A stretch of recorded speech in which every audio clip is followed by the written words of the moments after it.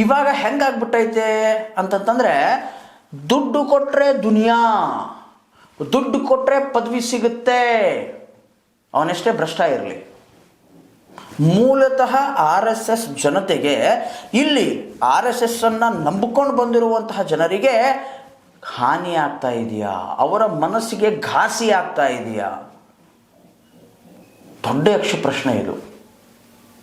ಯಾಕಂದ್ರೆ ನಾವು ಕಳೆದ ಈ ಒಂದು 12 ವರ್ಷಗಳಲ್ಲಿ ಸಾಕಷ್ಟು ಜನರನ್ನ ನೋಡಿದ್ವಿ.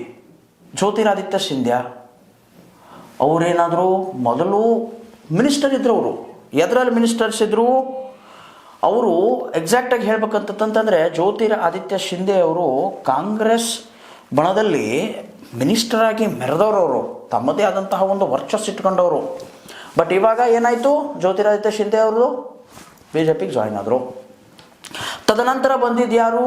ಹೇಮಂತ್ ಬಿಶ್ವ ಶರ್ಮಾ. ಇವರು ಕೂಡ ಮೂಲತಃ ಕಾಂಗ್ರೆಸ್ನವರೇ. ಇವರೇನಾದರೂ ಇವಾಗ ಆಸಾಂನ ಚೀಫ್ ಮಿನಿಸ್ಟರ್. ಮೂಲತಃ ಆಸಾಂನಲ್ಲಿ BJPಗೆ ಕೆಲಸ ಮಾಡಿದವರು RSS ಪರವಾಗಿ